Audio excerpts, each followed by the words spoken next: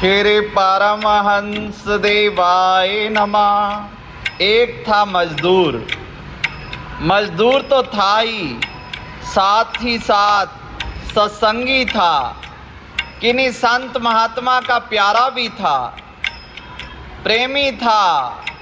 उसने शपथ खाई थी कि मैं उसका ही बोझ उठाऊंगा, उसकी मजदूरी करूंगा जो सत्संग सुने अथवा मुझे सुनाए।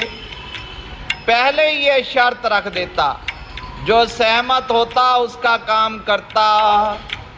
एक बार कोई सेठ आया तो इस मजदूर ने उसका सामान उठाया, सेठ के साथ चलने लगा। जल्दी जल्दी में शर्त की बात करना भूल गया। आधा रास्ता कट गया तो बात याद आई। उसने सामान रख दिया और सेठ से बोला, सेठ जी, मेरा नियम है कि मैं उनका सामान उठाऊंगा जो कथा सुनावे या सुने, अतः आप मुझे सुनो या सुनाओ। सेठ को जरा जल्दी थी, बोला तुम ही सुनाओ। मजदूर के वेश में छुपे हुए संत की वाणी से कथा निकली। मार्ग तय होता गया। सेठ जी घर पहुंचे तो सेठ ने मजदूरी के पैसे दे दिए। मजदूर ने पूछा, क्यों सेठ जी, सत्संग याद रहा? हमने तो कुछ सुना ही नहीं, हमको तो अपने ही काम की जल्दी थी। आधे रास्ते में दूसरा कहाँ ढूंढने जाऊं, इसलिए शर्त मान ली, ऐसे ही हाँ हूं करता आया। हमको तो काम से मतलब था, कथा से नहीं। भगत मजदूर ने सोचा कि कैसा अभागा है, मुफ्त में सत्संग मिला और सुना नहीं। यह पापी मनुष्य की पहचान है। उसके मन में तरह तरह के ख्याल आ रहे थे। अचानक उस संत ने, मजदूर रूपी संत ने कहा कि सेठ जी, कल शाम को 7 बजे आप सदा के लिए इस दुनिया से विदा हो जाओगे। अगर 7:30 बजे तक जीवित रहे तो मेरा सिर कटवा देना।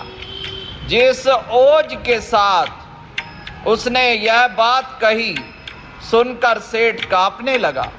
भगत के पैर पकड़ लिए। भगत ने कहा, सेठ, जब आप यमपुरी में जाएंगे तब आपके पाप और पुण्य का लेखा जोखा होगा, हिसाब किताब होगा।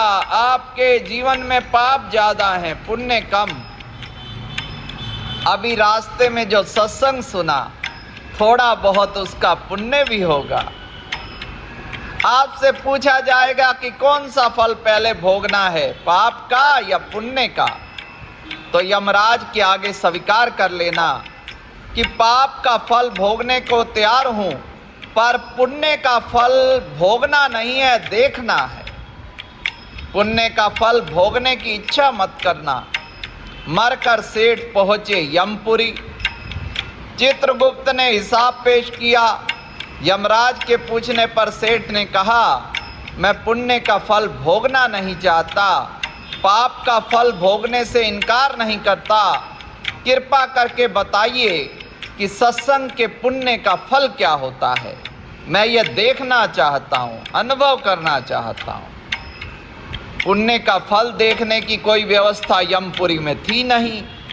पाप पुण्य के फल भुगताए जाते हैं, दिखाए नहीं जाते। यमराज को कुछ समझ में नहीं आया।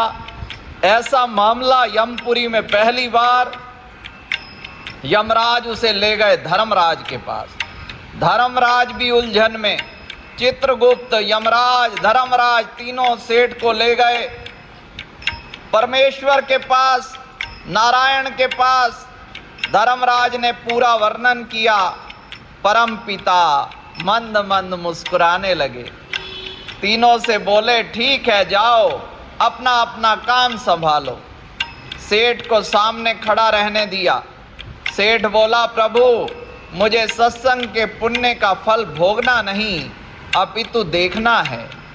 प्रभु बोले, चित्रगुप्त, यमराज, धर्मराज जैसे देव आदर सहित तुझे यहाँ ले आए और तू मुझे साक्षात देख रहा है, इससे बढ़कर और क्या देखना बाकी है। एक घड़ी आधी घड़ी, आधी ते पुन आद, तुलसी संगत साध की, हरे कोट अपराध। जो 4 कदम चल करके सत्संग में जाता है तो यमराज की ताकत नहीं उसे हाथ लगाने की। सत्संग श्रवण की महिमा इतनी महान है, सत्संग सुनने से पाप ताप कम हो जाते हैं, पाप करने की रुचि भी कम हो जाती है, बल बढ़ता है, दुर्बलताएं दूर होती हैं। साध संगत जी, सत्संगी भाई बहनों, सबको प्रेम से जय सच्चिदानंद श्री परमहंस शरणम गच्छामि।